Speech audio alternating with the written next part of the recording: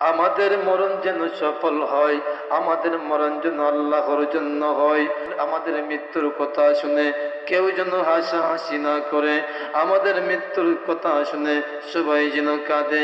কারণ আমি দুনিয়াতে যখন এসেছিলাম, আমি কেঁদে কেঁদে দুনিয়ার জমিনে আগমন করেছি, কিন্তু আমার আগমনে সবাই আনন্দ উল্লাসে মেতে উঠেছিল, কিন্তু আমি কেঁদে কেঁদে দুনিয়াতে আগমন করেছি। তো আমি যেই দিন দুনিয়ার জমিন থেকে অন্ধকার কবরে চলে যাব, সেই দিন যেন আমি হেসে হেসে দুনিয়ার জমিন থেকে বিদায় হয়ে যাই, পুরো পৃথিবী যেন আমার জন্য কাঁদে। এমন মরণ আল্লাহ পাক রব্বুল আলামিন আমাদের সবাইকে যেন দান করেন। হাদিন কেরাম, সামিন আযম, আমাদের প্রত্যেককে একদিন অন্ধকার কবরে যেতে হবে। অন্ধকার কবরে যাওয়ার আগে কবরের সামানা জোগাড় করতে হবে। আল্লাহর নবী বলেন, আকসিরু যিকরাহা লিমিল্লাযাতিল মাউত।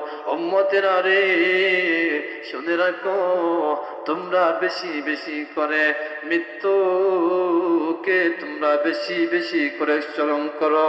কারণ মৃত্যু মানুষকে, মানুষের সমস্ত স্বপ্ন, মানুষের সমস্ত আশা ভরসা মৃত্যু ধ্বংস করে দেয়। এই মৃত্যুর কথা আমরা যেন বারবার স্মরণ রাখি।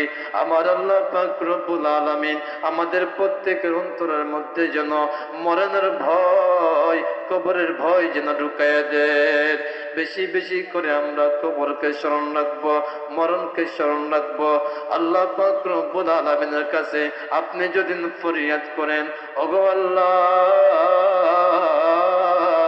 আপনি আমাকে জাহান্নামের আগুন থেকে রক্ষা কইরো। আল্লাহর যদি দয়া হয়, আল্লাহ তাআলা চাইলে আপনাকে জাহান্নামের আগুন থেকে রক্ষা করতে পারবেন। কিন্তু আপনি যদি আল্লাহকে বলেন, আল্লাহ আমাকে আপনি মৃত্যু থেকে রক্ষা করেন, এই দোয়া আপনি যদি প্রতিদিন করেন, এই দোয়া কখনো কবুল হবে না।